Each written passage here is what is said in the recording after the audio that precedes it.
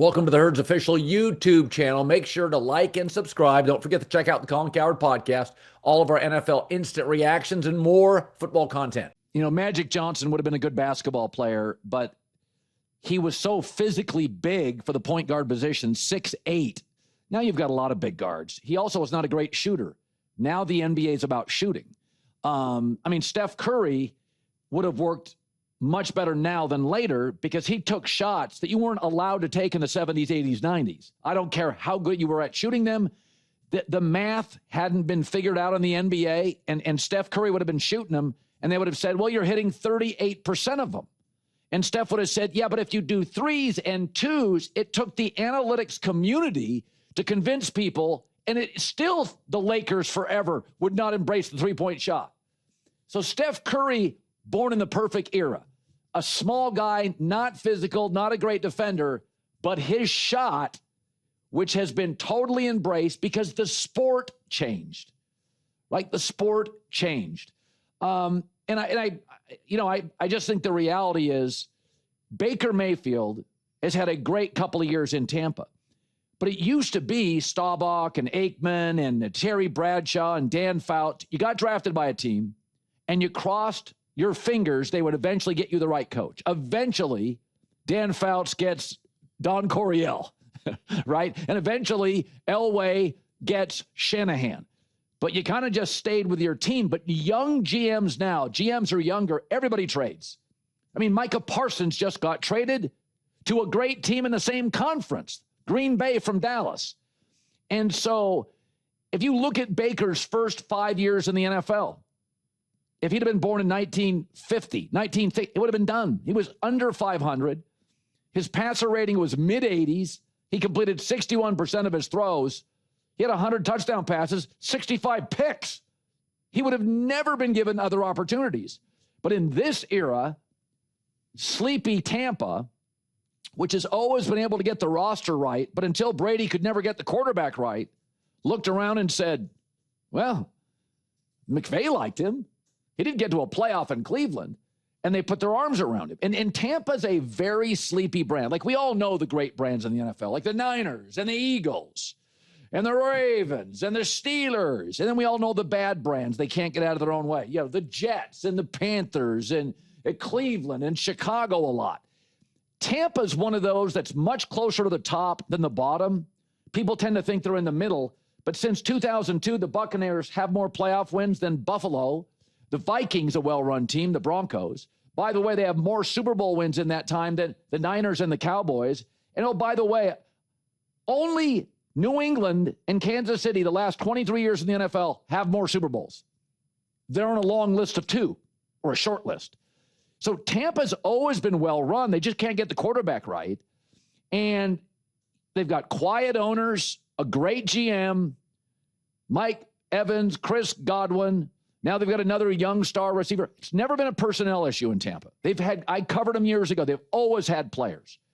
But I think Tampa is one of those sneaky good businesses.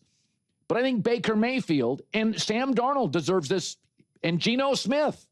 They would not have been able to get these massive contracts and get a third or a fourth team. People gave up on you. People just gave up on you. Here is, by the way, Baker Mayfield with the Kelsey brothers this summer talking about the fit in Tampa. This isn't to on the other teams and franchises. No, man, you already know. But, man. You got to do but like when you step in and your GM and your head coach say, hey, just be you. Yeah. After I've been told at every stop and everywhere I go, hey, you need to tone it down a little bit. You need to be a franchise quarterback. It's just not who I am. Like, I wear my emotions on my sleeves. We've hung out. You guys know me. I'm going to talk. I'm going to do whatever.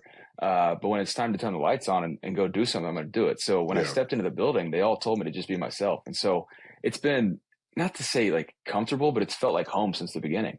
Yeah, and it does. It looks like home and it feels like home. And the NFL now is a very transactional league.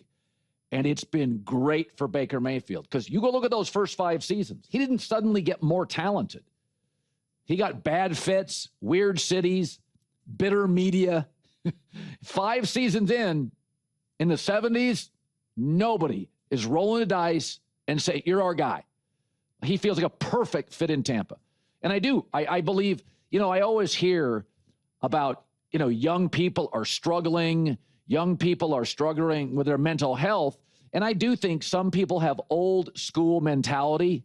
They want to stay in their hometown, and society's gotten incredibly transactional and fast and fluid. In my industry, there's a change every 6 months. Some people just aren't built for it. They were born too late. Baker got it right. I mean, this is a great story, but it wasn't a story that feels that possible even like 15 years ago. The league's gotten incredibly transactional. Young GMs are willing to trade anybody. J-Mac with the news. No. Turn on the news. This is the Herd Line News. The other thing, J-Mac, you talked about this yesterday, is when you look at the great quarterbacks in this league, very rarely, they were all on the market. I mean, Baker was on the market after Cleveland, and Josh Allen did not go number one, or Mahomes, or Jordan Love, or Aaron Rodgers. I mean, how many teams could have had Dan Marino? Like the idea Peyton Manning goes one or a John Elway, when you look at the best quarterbacks in the league, Ohio State had Joe Burrow, then he went and won a natty at LSU. Generally, they're available to all the bad teams. Baker was available to the league, and 4 or 5 teams that could have had a shot at him are still bad at quarterback. And think about Brady came out of New England as the GOAT. 2 teams aggressively went after him, Tampa and the Chargers. And for the next 3 years, he was still a top 3 quarterback in the league. So I don't feel sorry for teams in the NFL that struggle. Baker was there for everybody. Sam Darnold was there for the Raiders. He'll flourish in Seattle now. Yeah, by the way, hearing Baker with the Kelsey brothers, Colin, it makes you wonder, geez, Shedeur Sanders, the Ravens wanted you. The Baltimore Ravens wanted to draft you, a good organization. You said, no, I want to go to the Browns because I have a chance to start. Baker basically just unloaded on the Browns to the Kelsey brothers. So it's fair to say that Arch Manning will not be coming out of college football this year, that he will come back for another year to Texas. It's been a disaster. And I've got my theories on why. Danny Cannell yesterday or the day before talked about, is it mental? Is it kind of a Ben Simmons thing, a Markelle Fultz thing where it's above the shoulders? He's struggling. He's lost confidence. I don't know. I've never played quarterback at the college or pro level, so I don't necessarily disagree. But this season's been bad. He is literally last in the SEC among all quarterbacks in completion percentage and near the bottom in everything else. Of 14 quarterbacks with 3+ starts, he's 12th or worse in virtually everything. It doesn't look good. The production's bad. Now they're missing some receivers and backs, and the O-line is young. The defense is much better. It just doesn't look right.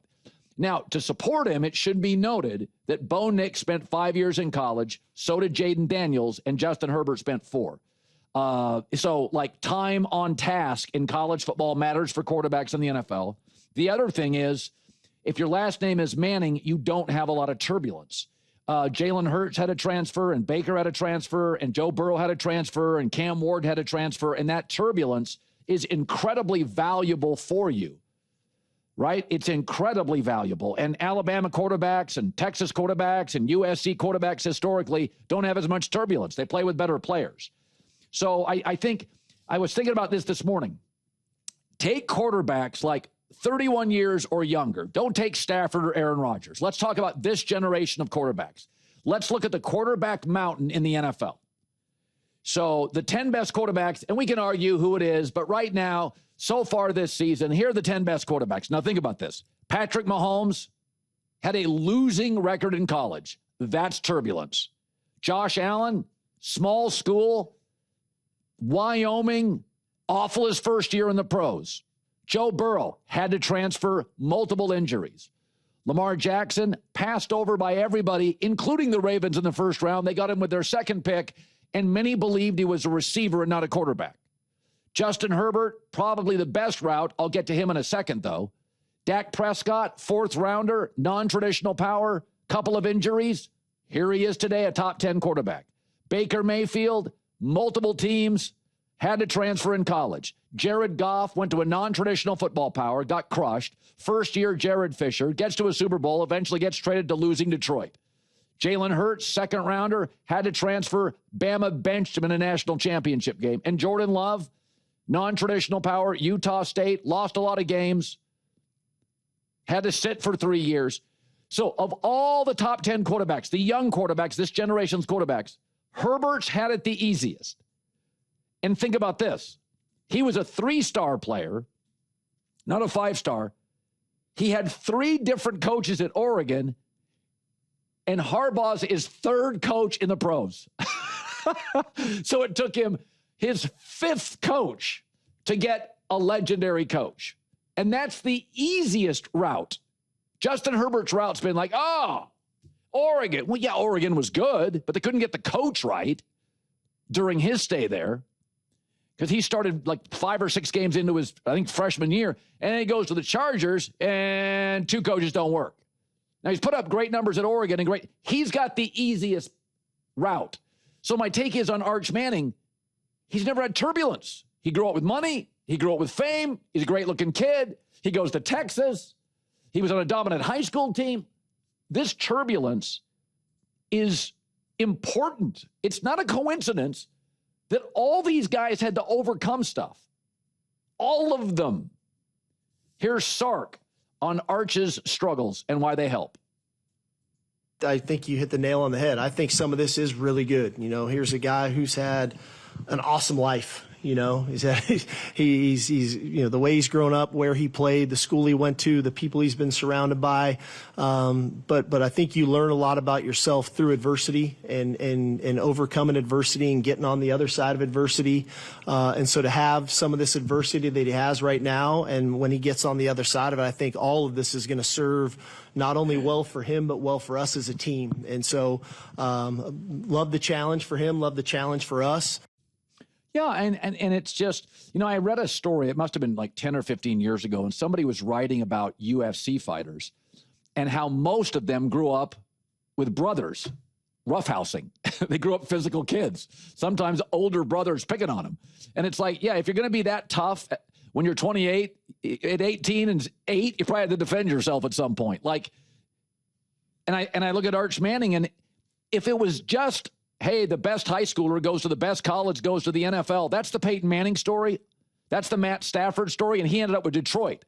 It almost never works that way. It's unbelievable. At one point in the NFL, there were 3 quarterbacks starting from NC State and none from USC or Alabama. I mean, in most of these Alabama quarterbacks, it's not that they're not good kids, but, you know, Mac Jones, Tua, you know, when you lead every football game, this has been my knock on J.J. McCarthy.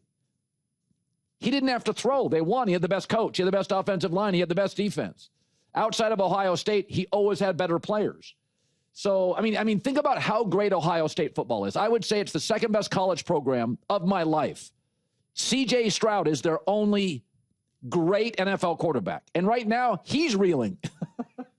And last year, they couldn't keep a receiver healthy. The left tackle had an off year. This year, he may have the worst offensive line in football. Now, he got to the playoffs. I think he's excellent. But C.J. Stroud, he is living a real life. I always say this. I remember when Matt Leinart played at USC. They were so dominant, and the Pac-10 was really bad at that time. I think one year he got sacked like 11 times. He got popped in the mouth once at Arizona State, and he had a bloody lip. And I'm like, I've never seen that with Matt Leinart. Like, it was just, he lived this life. He sat in the pocket. He threw to great players. 5-star. It's like, man, that's not preparing you for the NFL. C.J. Stroud, the last year and a half, can't keep a receiver healthy, doesn't have a run game. It's easier for the Texans now to block a punt than pick up 2 yards near the goal line. They can't run the football. So, I mean, we have starting quarterbacks in the NFL. Think about this. From Utah State, Wyoming, Delaware, Cal, one from USC. And by the way, he's bounced all over the league, Sam Darnold. He bounced all over the league. So I think this stuff, I think this stuff for Arch Manning, I think it's Caleb Williams, well, Oklahoma, USC, half of this, 6 of the other, you know, whatever. Caleb Williams, I guess. By the way, off to a rocky start. So, J-Mac, I guess my point is, when you look at quarterback mountain, there are no easy paths. There are no drafted number 1, went to a good team, like even Patrick Mahomes, sat for a year. I remember I watched Patrick Mahomes twice in college. I thought he was way too wild. I'm like, this conference is crazy. He was winning 54-45. This is nonsense. Like These Big Arena 12 League football. That's what it was. Yeah. It's like 60-54. But quick note. So I happened to see Joel Klatt downstairs this morning. We were chatting, and I was like, Colin's been pumping up this quarterback class for the next year's draft a lot. Arch Manning, Nussmeier, all these young guys. Hey, Joel, have you noticed they've largely stunk up the joint so far this season? He's like, well, you could be onto something. I mean, we're done talking Arch Manning in 2026. That's over. Right. But I am curious. Klubnik has been dreadful. Yes. He can't read a defense to save his life. Nussmeier, other than that first game, has struggled. Colin, I think we need to readjust for the 2026 draft. I think you're onto something. And there's a kid out west. Oh, gosh. Here we go. USC, Jaden Mayava. Something like that. He's good. Hour 2 next.